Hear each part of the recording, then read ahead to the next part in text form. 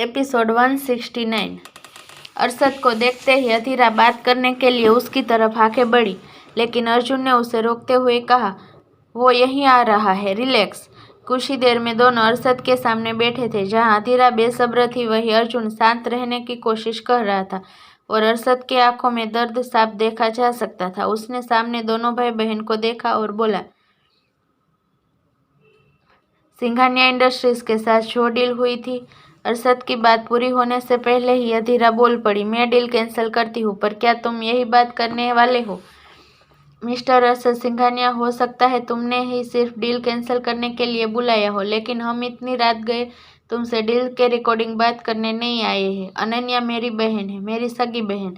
अब तक तो तुम्हें इस बारे में पता चल ही गया होगा। अधीरा ने टोंट किया। उसने टेढ़ी स्माइल की और आगे बोली, मेरी माँ और मेरा बड़ा भाई, क्या तुम हमें उनके बारे में एक्सप्लेन करोगे? अधीरा ने जैसे ही माँ और बड़े भाई का जिक्र किया, अरशद के शरीर अकड़ गया। ऐसा लग रहा था जैसे पछतावे ने उसे चारों तरफ से घेर लिया हो। वो दोनों भाई बहन की तपती नजरें खुद पर महसूस कर सकता था। हालांकि उसे इन दोनों से फर्क नहीं पड़ता था, उसे तो फर्क पड़ता था अनन्या और देविक से। क्या होगा जब अनन्या को पता चलेगा उसके माँ की मौत के पीछे उसके परिवार था, और देविक, क्या वो सच में जिंदा था? अरशद ने खुद को कमजोर नहीं होने दिया। उसने गंभीरता के साथ कहा, बड़ा भाई, तो तुम्हें अपने बड़े भाई के बारे में भी पता चल गया?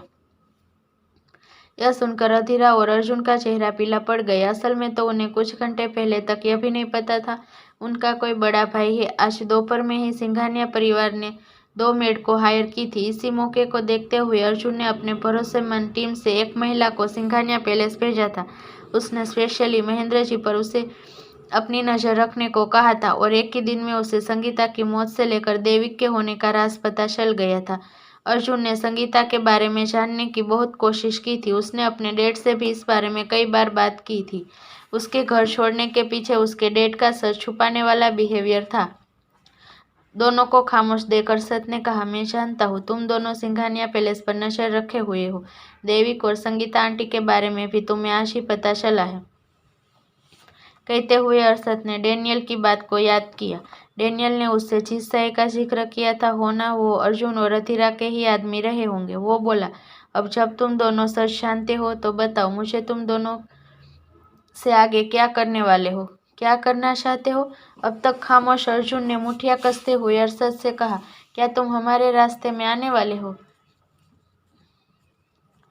अरशद ने ऑटोमेटिकली कहा, अगर मैं ना कहूँ तो? अरशद को पता था उसकी फैमिली गलत थी, और जो संगीता जी के साथ हुआ अभी उस बारे में अर्जुन और अधीरा पूरी तरह से नहीं जानते थे। कमरे में जो बात हुई थी उससे अभी उन्हें इतना ही पता चला था कि संगीता के मौत के पीछे अरशद के डैड रघुवेंद्र सिंघानिया थे। अर्जुन बोला, माँ की डेथ कैसे हुई थी? अरशद, और तुम्हारे पिता कैसे उनसे जुड़े थे? अरशद सच नहीं बता सकता था, वो झूठ बोलना नहीं चाहता था। उसने कहा, तुम्हें खुद इस बारे में पता करना चाहिए।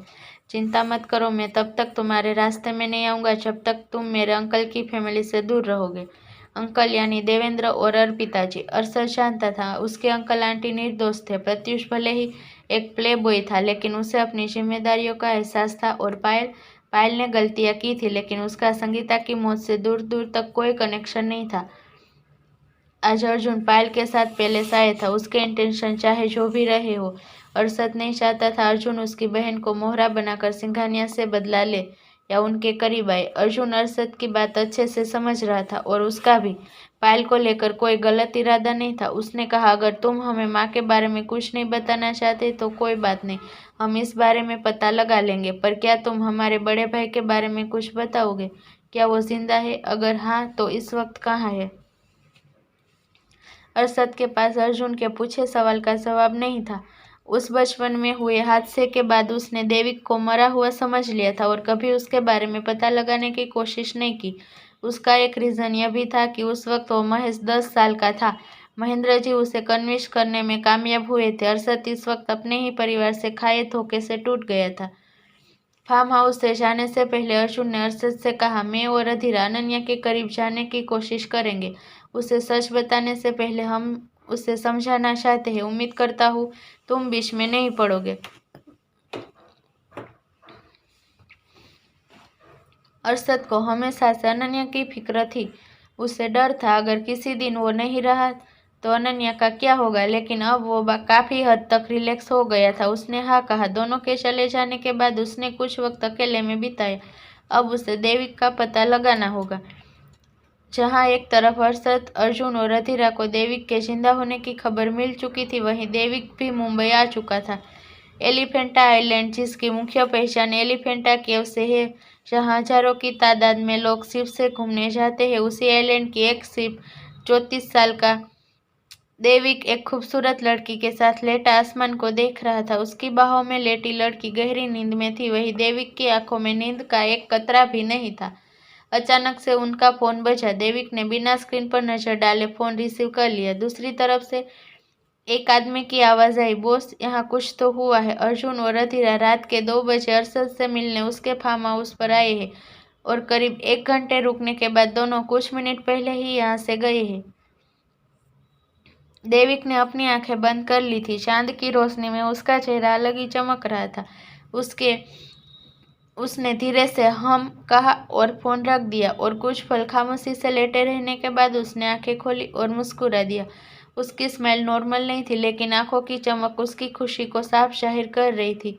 अर्जुन अधीरा के साथ बजाज मेंशन में आ गया, लेकिन वो मेंशन के अंदर ना जाकर बाहरी गार्डन में बैठ गया। अधीरा ने एक बार अर्जुन को देखा और फिर अपने रूम में चली गई। इस बीच उसने हॉल में खड़ी मिसेस बजाज को नहीं देखा था, जो जाने कब से डाइनिंग टेबल पर बैठी थी। अधीरा के कमरे में चले जाने के बाद वो बाहर आई। गार्डन की सिटिंग एरिया की रोशनी में उन्हें अर्जुन को देखा। वो उसके पास जाने लगी। अर्जुन एक फोटो को देख रहा था जो हमेशा से उसके पर्स में रहती थी। फोटो में संगीता नन्हे से अर्जुन को बाहों में लिए हुए थी। दोनों के चेहरे की मुस्कुराहट बहुत प्यारी और मनमोहक थी। उस तस्वीर को देखते हुए अर्जुन रो रहा था और उसका एहसास मिसेस बजाज को तब हुआ जब वो अर्जुन से कुछ 4 कदम की दूरी पर थी। अर्जुन को रोता देख वो जम गई। क्या सच में मेरा बेटा रो रहा है? यह प्रश्न जैसे ही उनके मन में उठा, उनका दिल कांप उठा। हर वक्त शेर की तरह दहाड़ने वाला उनका बेटा रो रहा था। क्या इसकी जिम्मेदार वो नहीं थी? अर्जुन, उन्होंने कांपते होठों से अर्जुन को पुकारा। उनकी आवाज़ बहुत धीरे थी। कांपते होठों से निकली उनकी आवाज़ में उनका दर्द और एक माँ की ममता शामिल थी। वो अर्जुन के नजदीक आई और अपना हाथ अर्जुन के कंधे पर रखते हुए फिर बोली, तू ठीक है? आंसुओं से भरी अर्जुन की आंखें मिसेस बजाज की आवाज़ सुनकर गुस्से में फड़फड़ाने लगी।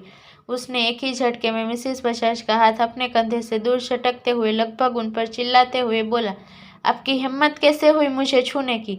अर्जुन की आंखों में मिसेस बजाज के लिए नफरत और घिन थी।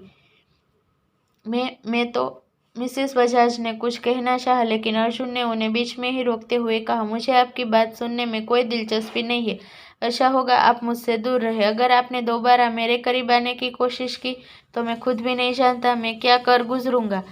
अर्जुन इतना कहकर मेंशन के अंदर चला गया। मिसेस बजाज आंखों में आंसू लिए उसे जाता देखती रही। अधीरा भी बालकनी से यह सब देख रही थी। असल में तो उसने पहले ही मिसेस बजाज को देख लिया था। इसके बाद भी उसने ऐसे रिएक्ट किया जैसे उसने कुछ नहीं देखा, क्योंकि वो जानती थी मिसेस बजाज अर्जुन के इंतजार में बैठी थी। थोड़ी देर बालकनी में खड़े रहने के बाद वो भी कमरे में लौट गई। उसकी बेड के जस्ट सामने संगीता जी, मिस्टर बजाज, अर्जुन और उसकी एक बड़ी सी फैमिली तस्वीर थी। हालांकि कुछ समय पहले ही उसने साइड में एक और तस्वीर लगा दी थी, जो किसी और की नहीं बल्कि अनन्या के बचपन की तस्वीर थी। सोने से पहले अधीरा उस तस्वीर को देखती रही और सोचती, काश मिसेस बजाज लौटकर वापस नहीं आती होती तो आज उनका 5 लोगों का एक परिवार होता। हालांकि उसने अपने इस निजी ख्याल को अपने मन में ही रखा था और हमेशा मिसेस बजाज के साथ अच्छे से पेश आई थी। आखिर मिसेस बजाज उसके भाई अर्जुन की बायोलॉजिकल मदर जो थी।